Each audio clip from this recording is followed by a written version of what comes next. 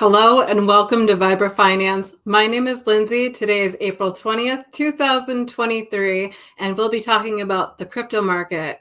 Is it up in smoke or a budding industry? Before I get started, a little hello from Vibra Finance. At Vibra Finance, we seek out the hidden gems in cryptocurrency. We will tailor your portfolio to work for you. Are you ready to transition your investments from traditional markets to cryptocurrency? Are your coins staked and earning interest? Are you overwhelmed with all the jargon in crypto? Is your portfolio underperforming and you want to reposition into consistent winning blue chip coins and viable projects? Do you feel like you missed out on DeFi, Metaverse, and NFTs? Here at Vibra Finance, we provide you with the data, skills, and tools you need to stay on top of the digital asset market. Vibra Finance, we are the future of crypto. Hello and welcome back to Vibra Finance. If you're new here, please make sure you hit the like, subscribe, that little bell button for all of the notifications when we go live.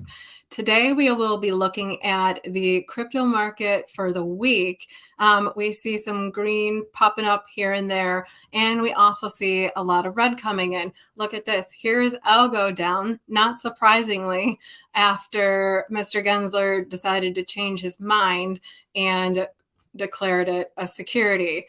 So here we are, uncertain days, uncertain times, but we don't see fear here. We see opportunity, and we'll be talking about things that are coming up, daily. The narrative changes all of the time. So this is why we focus in on projects and products that we love and things going forward in a positive manner so that we can not get stuck down in the fear, uncertainty, and doubt. There's no need. You're in a good place here. Okay, let's take a look at Bitcoin is around 28.8 and Ethereum's running at about 1900 in terms of US dollars. So we are seeing a little bit of a downtrend here, but keep in mind that we are entering, we're getting a lot of news coming in. There are other things coming into play like solar energies. Today's a big day with a new moon. Mercury's in retrograde shadow. We have and a new moon in Aries, which brings a lot of energy. And we also have a rare hybrid solar eclipse going on today. So that sends a little bit of muddle and will continue all the way through November. So everything that we're seeing, there's a script, there's a plan, whether, it just depends on what script and plan you're following. That's why it's important to make your own as an individual. So here we are.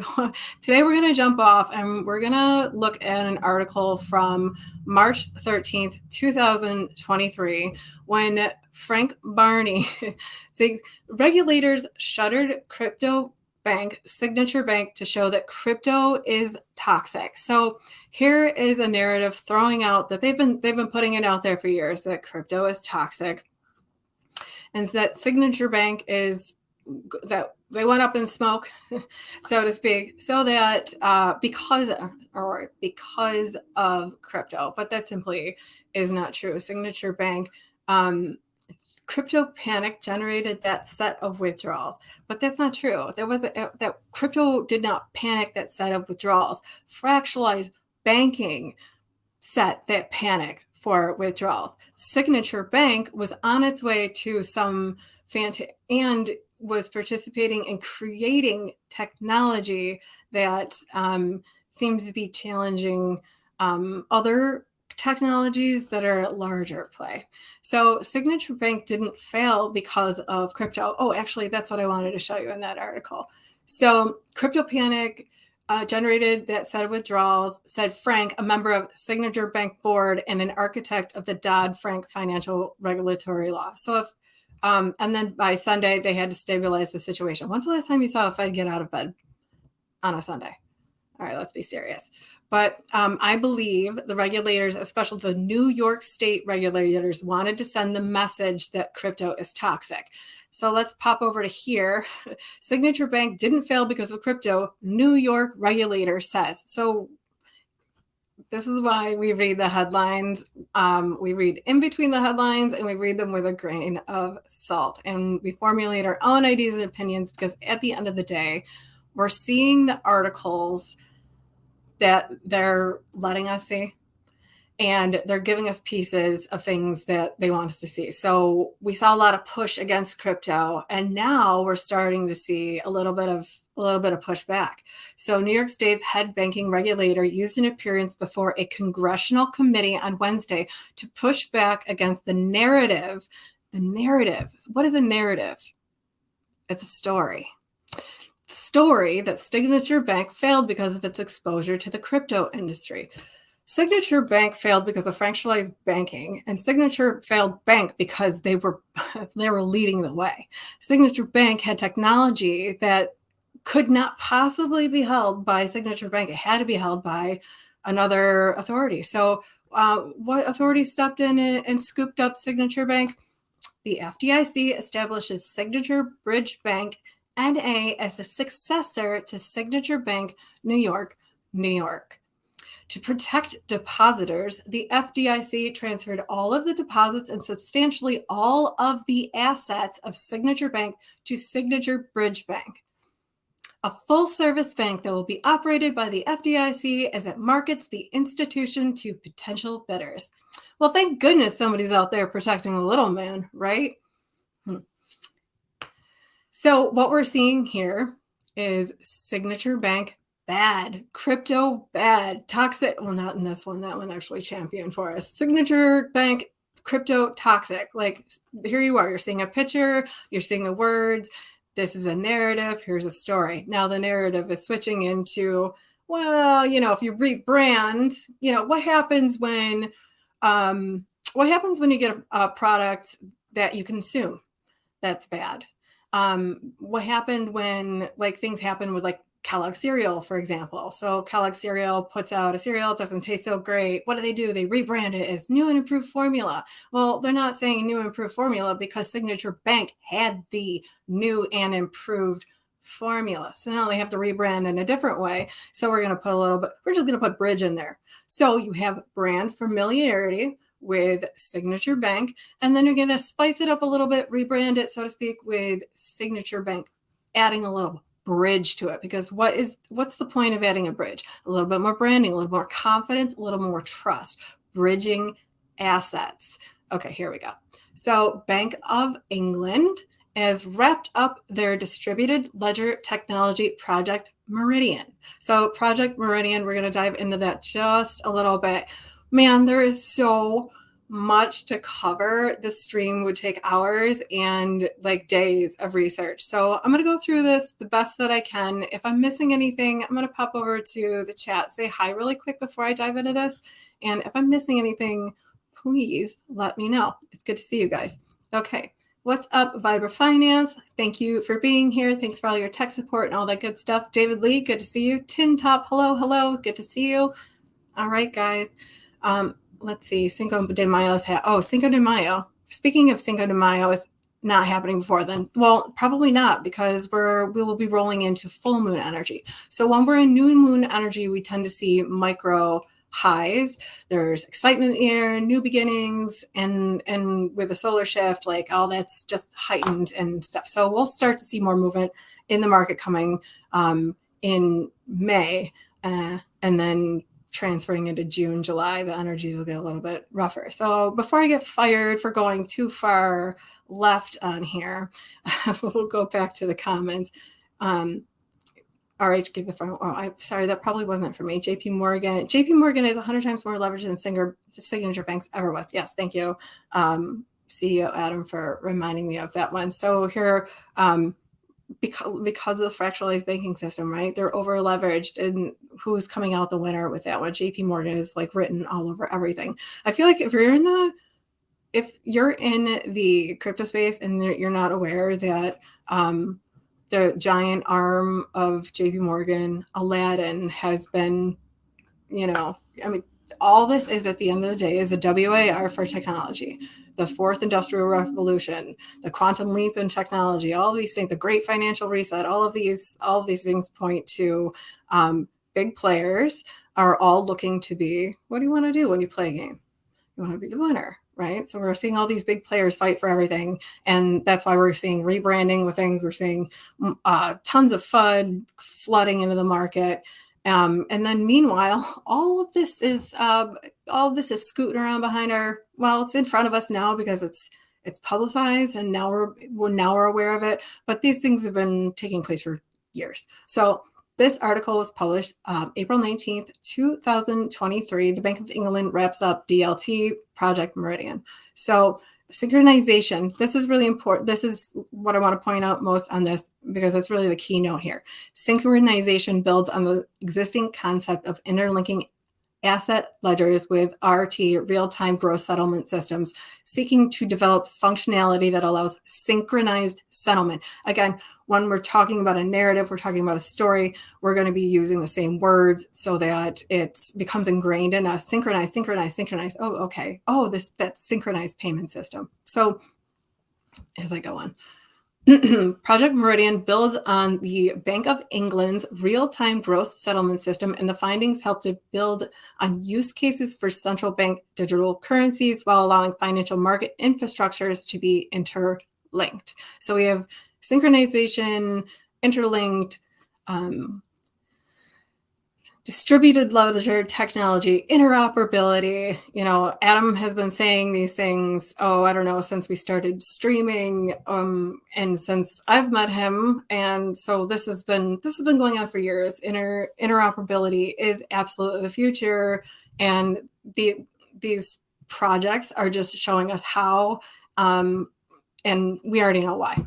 So Project Meridian is an experiment in synchronized settlement using central bank money.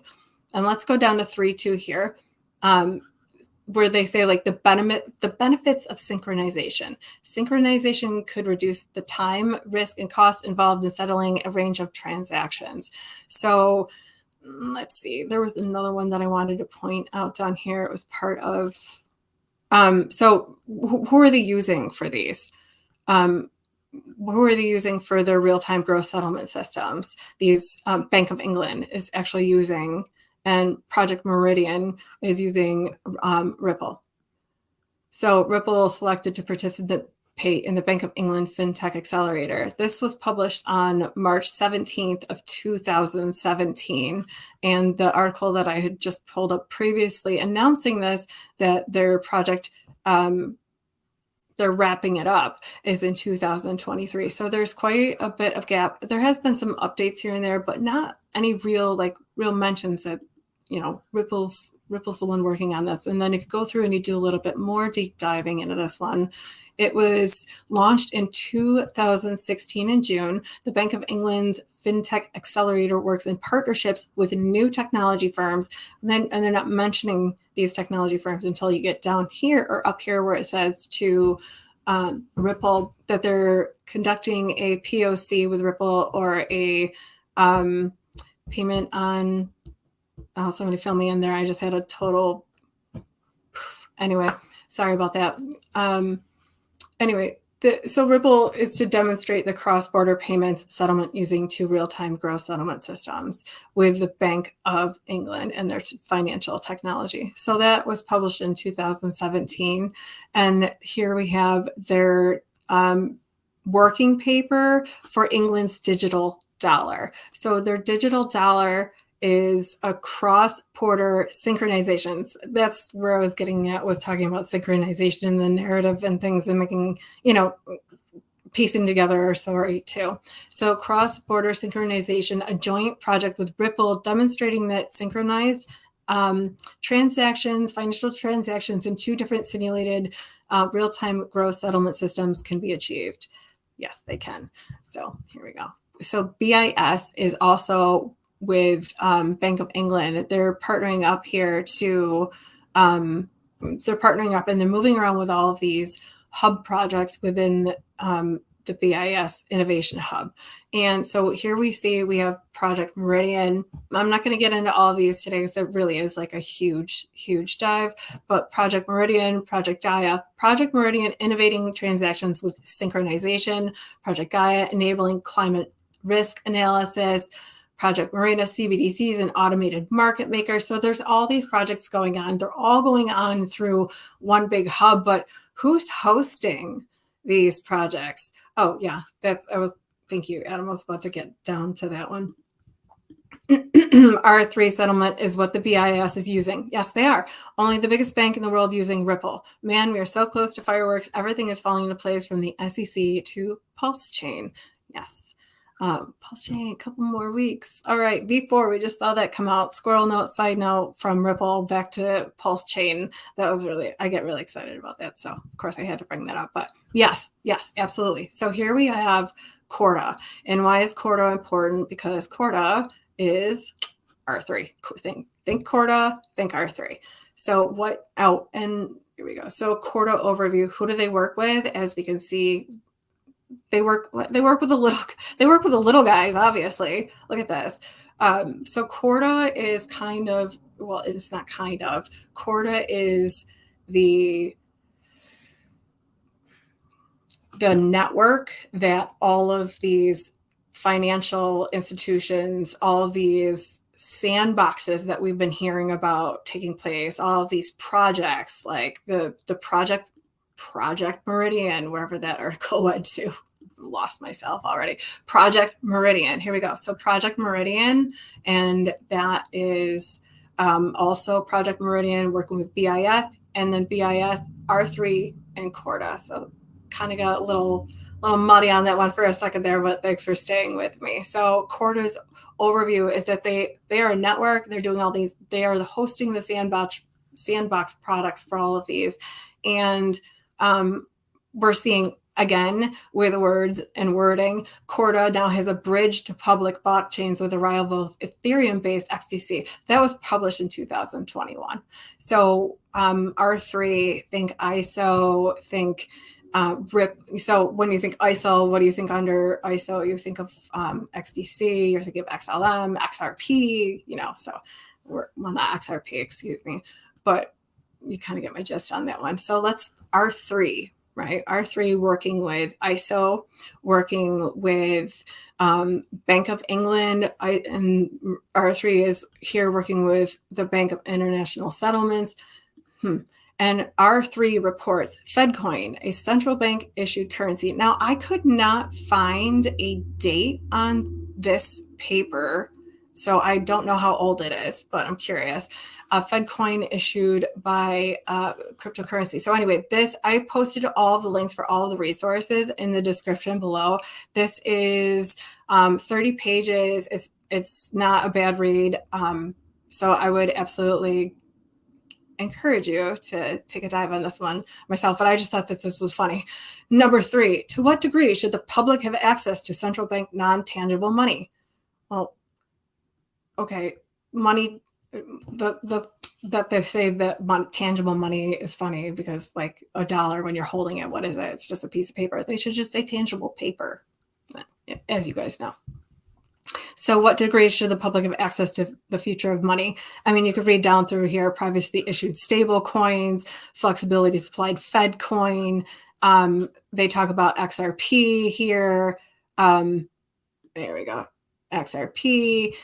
They talk about Bitcoin. It just really, really interesting read. So feel free to come on over and check this out. Like I said, I'll put all of these links in the description below. I'd really love to do more of a dive on that one too. So if you're interested and you want to learn more, let's do it. Other than that, I feel like this is where we wrap up and part ways for the day. Thank you guys so much for being here. Thanks for listening to my rambles and trying to wrap my head around this market, man. Up in smoke. And that's all it is. It's smoke. It's mirrors. It's a narrative. It's a story. What is the story that you're telling yourself in these markets? How are you feeling about where you are and what you hold? And what are your thoughts and feelings on the future? We're looking, like I said, we're looking at a good change and a good shift in energy, and we'll see where it goes from here. Until then, I'll talk to you guys later. Have a great day, and happy new moon, happy solar eclipse, all that jazz. Bye.